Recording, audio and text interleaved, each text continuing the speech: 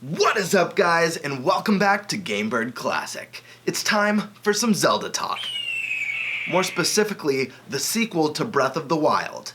Today we're going to be discussing the big changes and big new features that I not only personally really want in the sequel, but ones that I definitely think can make their way into the game. That's what we're going to be digging into right now. So if you guys enjoyed this video, hit that like button, really helps the channel out. And don't forget to smash that subscription button and smash that notification bell so you guys can be notified when I upload brand new Nintendo content. And check me out on social media, links to that in the description box below. But without further ado, let's dig right in. Welcome to Gamebird Classic.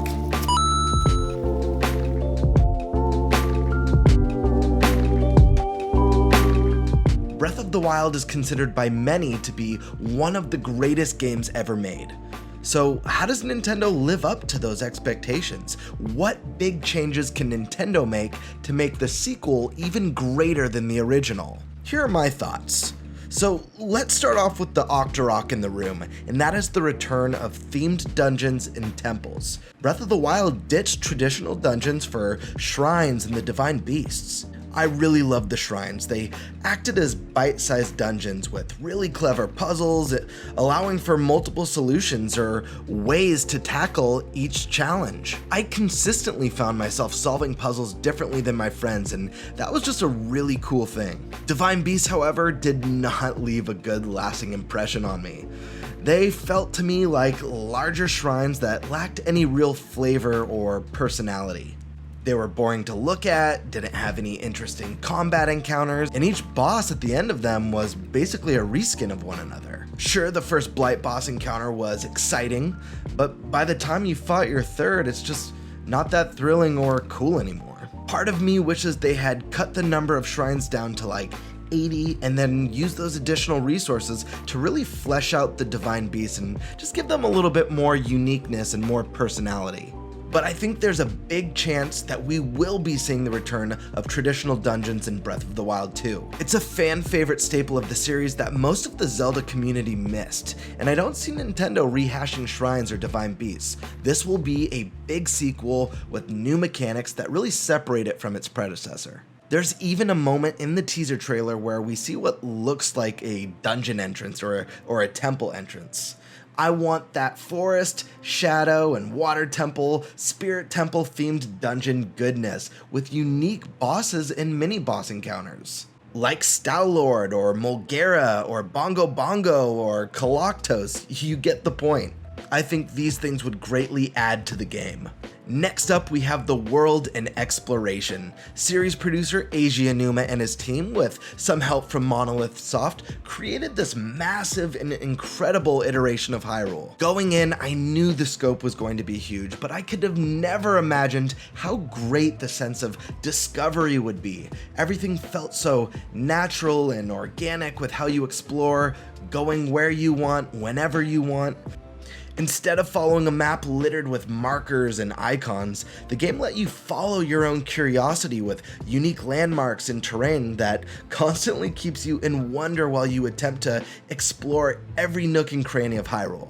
However, we will be revisiting this same Hyrule in Breath of the Wild 2, so I think it's fair to say this land we once got lost in will not only have new areas to explore, but will also have gone through some changes. This will include the addition of underground exploration, something that's hinted at in this teaser trailer, but also the possibility of underwater or sky exploration, themes we've had in previous Zeldas that would be awesome in the sequel to Breath of the Wild. Another thing to note is that in the teaser trailer, Zelda has a brand new haircut. This is a very subtle way to show that some time has passed since the events of the first game. Because of this, I would love to see a more built and populated Hyrule. Places that were once ruins from the Calamity are now towns sprawling with life. This alone would make the return of Ganondorf even more threatening. There is even the potential for the return of the Dark World, something that would be really cool to see in this engine. But there's another unique way to explore that I think could possibly make its way into this game. In the book, Creating a Champion, Nintendo shares a ton of ideas and concepts that never made it into the game. And, well, the Zelda team loves using old ideas that previously didn't make the cut. One of these ideas was actually built into an early version of the game, and that was the Minish. Check out this early screenshot. Now, the Minish probably wouldn't have survived a calamity, so it would make more sense for them to return to a land that they once had to flee, allowing you to shrink down and explore the Minish towns and Minish homes. This would be so cool. I really hope this makes its way into Breath of the Wild too. Another feature I would love to see in this game would be the inclusion of some sort of dynamic events. These would be random events that occasionally happen in the world while you're exploring. Things like a villager randomly running up to you screaming for help, saying, "Help, help, my town's being invaded by bokoblins." You could go and rush to their aid, warding off the invaders, saving the town, and claim your reward. But let's say you missed it. The town would be overcome by bokoblins and eventually get turned into a bokoblin camp, where at a later time an additional event would spawn, where maybe you team up with the villagers to reclaim that town and claim a different reward. You could even make it a chain event where maybe the first part of the event is you inspiring the villagers and then helping arm the villagers and then finally joining the villagers to go and reclaim that town. And this is just one example, but there could be countless events popping up throughout Hyrule, even world boss events where world bosses destroy outposts and maybe you have to help rebuild. This would make Hyrule feel even more like a living, breathing world, and there's so many cool ideas. They definitely have to balance when, where, and how often these events are randomly popping up, but it could just be such a great addition to make exploring even more exciting and even more, like I said, like a living, breathing world. The next big change or feature I would love to see in the sequel to Breath of the Wild is the return of traditional items, something I definitely think we're gonna be getting. Items like the hookshot and the beetle were actually tested for the first game, but didn't quite make the cut. And remember how I mentioned unused concepts and creating a champion? Well, check this one out. Early art shows ideas that Link at one point had lost his arm and it was replaced with some sort of prosthetic arm that could transform to use classic items like the hammer, bombs, the beetle, and the hookshot. There's even a strange eye prosthetic that probably does some interesting things. Now, I'm not exactly sure this idea will be used in the same way we see here. However, it seems something very similar is being teased in the trailer. For a brief moment in the trailer, Link's arm is consumed by the same energy that's spilling out of Ganondorf's body. This is definitely teasing a big new gameplay mechanic. Maybe the energy destroys Link's arm and leads to the cool prosthetic, or maybe they tweaked the idea and now his arm is kind of consumed with magic and has special abilities, like the ability to manifest these items, and they reintroduce the magic meter and magic consumption. Either way, I would really love to see the return of items at some capacity. Having all the Sheikah Slate abilities from the start was definitely cool, but lost was the feeling of rags to riches, that feeling of building up your arsenal of tools on your adventure. Oh, and for those of you worried that adding items would prevent that freedom of exploration, that freedom to tackle things in any order, it doesn't have to be that way. Remember, Breath of the Wild let you tackle puzzles in multiple ways, and an item could potentially just make a puzzle easier, but there can be other solutions. For example, think of a shrine that needs fire to solve. It might be super easy with fire arrows, but if you didn't have any, a torch could probably do the trick, even if it's a bit harder. The next big feature I would love to see is a deeper and more engaging storyline. Breath of the Wild has an interesting story, but it definitely takes the backseat when compared to other aspects of the game. This was obviously intentional and within the game's design. They kept the bulk of the story in optional memories that you could either easily miss or gather them up in random order. And while you can definitely dig for lore through items and journals, I'd like to see the story be a little bit more center stage this time around, especially when it comes to the villain. I am beyond excited to see the return of the Dark Lord Ganondorf. Calamity Ganon was easily one of the worst villains in the series. It had no motives, it had no personality, and it never really felt like a real threat as it just kind of hovered over the castle the whole time.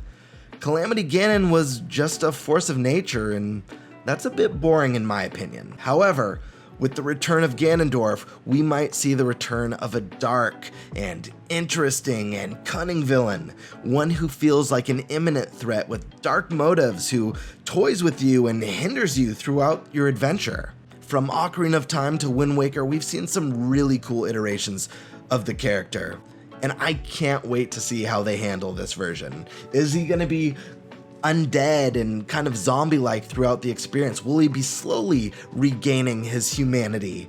Those are some of the questions that I just can't wait to find out. Now, as far as big changes and features, those are the 5 ones that I want the most, but I'd like to quickly run through a few others that I definitely think belong in the game. First up is breaking weapons.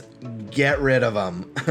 The breaking weapon system was not fun for me. It basically turned into inventory management. I spent so much time in the inventory juggling which items I was gonna keep, which items I was gonna drop, which items I was gonna pick up, and I found myself constantly hoarding my best weapons, reluctant to use them because I didn't want them to break. It just wasn't a fun system for me, and honestly, I really wouldn't have minded it if the Master Sword was kind of the perfect weapon, the end-all be-all that you don't have to worry about. But sadly, they replaced breaking with putting the weapon on a cooldown after you use it a certain amount of times. So every time that was on cooldown, I was jumping back into my inventory, picking out a weapon, not my best weapon because I had to save that, and yeah, you see where I'm going with this. At the very least, if they greatly increased the durability of weapons and included some sort of weapon repair system, I guess I'd be happy with that. Another thing I'd like to see is the return of some of the great Zelda music. Zelda has some of the best and most iconic tunes in the entire gaming industry, but Breath of the Wild took a very minimalistic approach. Yes, the theme song was amazing, and so was Cass's theme, but overall, Breath of the Wild was a very quiet and ambient game. It definitely fit the theme of the world very well, but let's bring back some of those bigger tunes now that we're jumping into a sequel, and hopefully now that the world's a little bit more developed as we ended the calamity. Another inclusion I want is a little bit more RPG elements. Now, this is something that they introduced in Skyward Sword and expanded on in Breath of the Wild. The ability in Skyward Sword to upgrade some of the cool items you discovered, as well as in Breath of the Wild, the ability to upgrade each of your armor sets, and they also gave the different gear sets unique stats, which was a huge step forward for the Zelda series. I had so much fun leveling up my items, and I'd really like to see the Zelda team expand on this. Obviously, Zelda is first and foremost an adventure game, so I'm definitely not asking for them to turn it into an RPG with skill trees, but just some of those really cool new RPG ideas that they have implemented in the game. I think they're great new additions, and I'd love to see those ideas expanded just a little bit. But what do you guys think? What big new features and big new changes do you want to see make their way into the sequel of what is considered by many to be one of the greatest games ever made? Now, Nintendo's got some big shoes to fill. Expectations are sky high for this sequel. They're gonna want to impress. So I fully expect this to be feature rich, super dense, packed with some awesome new gameplay mechanics. But sound off in the comment section below. Let's turn this into a discussion. I really want to hear your thoughts and engage with my audience, so I will see you all on the next Gamebird Classic. Peace. What are you doing? I still have tons more videos that you need to check out right now. You can start with this one or this one. Oh, and don't forget to subscribe.